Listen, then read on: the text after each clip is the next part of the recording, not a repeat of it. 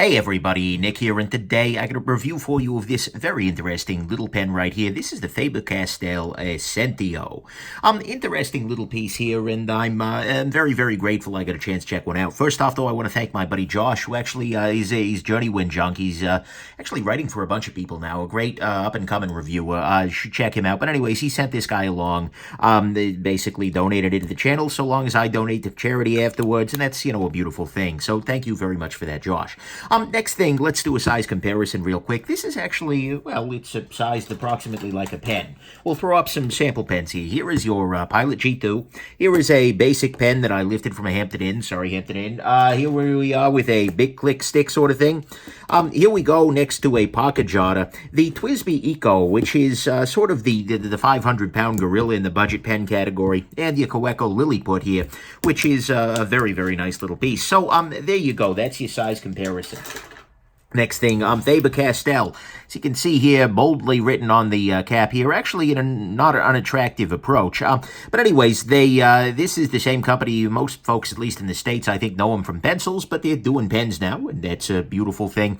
Yeah, it is a fountain pen 100%. And so, there we go. Let's go ahead and jump into the good, the great, the bad, the ugly of this very interesting little pen right here. So, on the good side to start with, I actually do like the barrel a fair amount here. I mean, you've got something that is not unattractive at all. You've got sort of a gloss to it, but it's also reasonably soft. It is a nice barrel coating. The finish on this barrel is nice, 100%. Actually, it's kind of handsome, especially this part down here where you've got these little rings cut out. Nice. And no argument there. And also, by the way, it gives you very nice traction on the pen. This is something that, and given you're not going to be like, going down a roller coaster as you use your fountain pen. Well, I don't suspect so. But anyways, it gives you nice traction on the barrel here, and it just feels relatively nice in the hand. So that's absolutely a beautiful thing.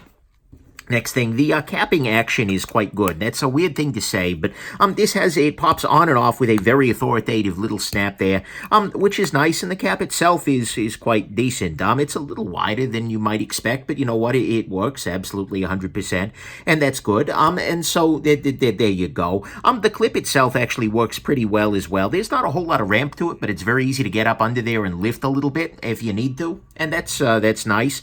And honestly, I like the design of this nib a great deal. Not necessarily in terms of writing. By the way, this is a bold nib, as you can see on there, but in terms of just like the aesthetic of it. Here, I'll zoom in a little bit so you can see.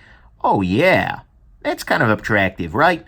And it's a little bit of a, I don't know, it's stepping outside of the realm of normalcy for a little tiny bit there. And so I'm very much appreciating the overall shape and, well, just the pattern of this nib. I think it's a nice, attractive nib, and that's a beautiful thing there. So that's good.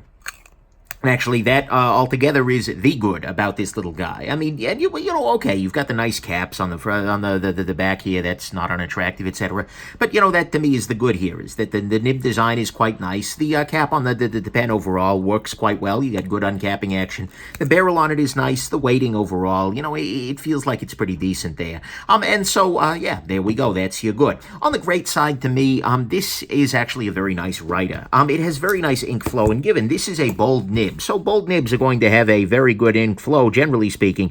Bold nib. But the simple fact is that this puts down ink authoritatively. That's a weird thing to put down ink. But, and across all of the various directions, it's not a dry nib whatsoever. In fact, one could even argue it's maybe a little bit on the wet side. But hey, you know what? I like writing with this guy. This is a pleasurable writing experience, and I'll write out writing experience so that you have just a hint of the writing experience. I probably misspelled. No, hey, I got it right. That's nice. So anyways, I really do enjoy writing with this guy, and coupled with the overall relative good balance, the ink flow on this is just nice. In terms of actually writing, no complaints there, and that to me is the very best part of this pen. Is that writing experience. So, on the bad side, this guy has, I'm not a big fan of this black plastic collar in the middle there. Honestly, I think this pen would be a whole lot more attractive without that. I think if they'd just done blue, would be more attractive, but especially the fact that it sticks out here. I kept wanting to, scoot the cap on further. like, no, there's a part of this that isn't showing. I mean, maybe I'm misunderstanding. Maybe like the design just didn't. But this little black plastic piece in there makes the whole thing just it takes the thing down a notch. I'm not necessarily a big fan of that. I think that this would just be more attractive without that. But that's kind of a nitpick, not a big deal. Moving on to slightly bigger deals. One thing that you can see potentially here, I'll zoom in a little bit so maybe you can see it a little bit better. But I'm already seeing some evidence in some places of barrel wear on this guy. It's weird. This is really harder to see in the camera than it is in person, but there's areas like right down in here where I'm starting to see some of the color wearing off. Wow, it's almost weird. Right in their area. Anyways, maybe this is just tricks of the light through the camera, but either way, I'm seeing a little bit of evidence of color wear in there, and that's not super reassuring. Given that I'm having trouble showing it off to you on the camera here, clearly it's not a huge deal, and hopefully it won't be a big deal in the long term, but that is definitely something I'm already, I'm seeing there a little bit. Next thing on the bad side, this clip on this guy is, like I said, not unattractive, and, overall, the pen itself is not super unattractive. I mean, this whole bit of branding could be... But anyways, the clip on this guy has the unfortunate disadvantage of it doesn't appear to be bendable back. What I mean by that is that on many pens, for instance, you can unscrew some element of the cap if, for instance, you accidentally snag the clip on something, and with a clip this high, that's not out of line. But you can unscrew the top and then rebend the clip to get it back into position. With this guy, I don't think that's going to be possible. It's not the world's most expensive pen, so it's not a huge deal, and there are many pens where you can do that, but it's always something I do like to see as an option, as an acknowledgement that sometimes that happens, and that's not a great thing. And then next on the bad side, unfortunately, this pen posts very strangely. What I mean by that is you take the cap off, you can, in fact, stick it on the back, but the problem is, once you do that, the balance of the pen is like way the heck back here, because the cap is like super heavy, and then the pen becomes really awkwardly long. It's just not super pleasant to write with the cap posted on there. And actually, it's not even terribly secure either. I mean, it does stay on there, and I can do a little bit of this action here, but it's a really insecure posting, and honestly, I hated this pen writing posted. That just it's not a possibility, at least from my particular perspective on writing. You can probably do it in a pinch for a couple of seconds there, but this is really a set the cap down on the desk, and luckily it won't roll away, but set the cap down and write that way. In this configuration, it's pretty decent. Otherwise, there you go. Then finally on the bad side, I don't know. I go back and forth a little bit on these big old billboarding on the side here. It's not entirely unattractive, but at the same time, and you get your little knights in shining armor or whatever those are. Or maybe it's horses breakdancing. I'm not 100% sure which it is. But either way, I know that it's Faber Castell, and I know that they've been going since 1761 for some reason or another. They threw that on there. But I don't know. It's a little less classy, but it's also pretty unobtrusive. If you look at this guy, zoomed out, you can barely see it. So, it's not a big deal.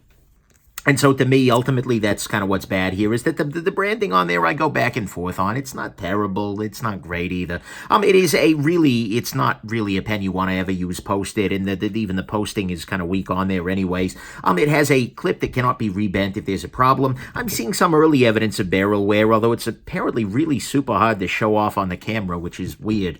Optics are bizarre. And then there is this black plastic ring in the middle there that I'm not particularly loving.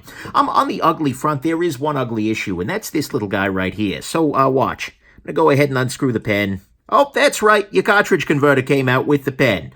That's not terribly good. There is a cartridge converter in there, and that's nice that they provide that for you, but unfortunately, this cartridge converter, which is branded, by the way, so it's not like they didn't make something custom here. This cartridge converter just goes ahead and it comes out when you pull the pen barrel out, which means that if, for instance, somebody is, playing around and unscrewing the pen, which, is something some of us occasionally do, or you hand it to somebody and they're trying to get it, then they are going to be in for a very nasty surprise. And this is not something I was able to get, around with otherwise, and frankly, you can feel the air escaping a little bit as you slide the pen body onto there. I mean, that's just unfortunately a design flaw. It's just way too tight around that cartridge converter, and as a result, see, even there, I'm really having a push to get the barrel down over the converter, so of course, next time I unscrew it, it's going to pop right back out again. That's a really ugly design flaw in my estimation, and that's something that I feel like they really shouldn't be doing. It's nice to have a cartridge converter, 100%, and not, flogging some kind of a, weird proprietary standard. but it needs to stay on the pen when you take the barrel off of there, because otherwise you're just going to be in a whole world of mess. Or even if this starts to unscrew a little, although given it's probably not going to unscrew too much with this guy over the cap there, but still not great. And so to me that's pretty ugly, is that you should not be able, I mean, the cartridge converter should come out with the nib rather than with the barrel, because otherwise you're going to be, well, in this case blue, just all over the place, and that's not great. Final conclusion on this guy is that, it's a fine little pen, and writing-wise, it's quite nice. I mean, you can do much worse than writing with this guy, and that's nice. And by the way, the price on this guy is like $45, which is sort of in that realm where it's not bad, it's not good, it's not great, it's not ugly, it's just sort of the price. And if it were just that price, and if the only real issues with it here were the fact that it's super long with posted and lots of branding, then I'd be like, okay, if you're loving the look, go ahead, pick it up. But that converter thing really, to me, is sort of that's a big shove backwards. And the thing is, it writes well. It's not unattractive. There were some niceties to it, but that one kind of kills it. And especially, the other thing that bothers me a lot about this guy is the competition. This pen here is the TWSBI Eco, and I love this pen. I've made no bones about this, and this is a stub nib version, but it has a whole bunch of advantages. To start with, the cartridge converter is built in because it's it's not even a converter. It's a piston fill pen, which means that you don't even have to worry about any of that. But you might have much higher ink capacities. The nibs on them tend to be very, very good. They're overall, they're very, very nice pens, and they're cheaper than this guy is. $45 rather than $35, I don't know. And so given that this is a better pen in pretty much every regard, maybe excepting aesthetics, this has much more of a vape look to it than this guy does. This is where I'm going to send people every day of the week. That said, if you're absolutely loving the design, and if for some reason that cartridge converter ugly flaw doesn't bother you, then okay, I guess. But, as far as I'm concerned, for $45, this isn't necessarily an Essentio part of your everyday carry. So there you go. Hope this has been interesting to you, and have yourselves just an absolutely wonderful rest of your day. Bye now.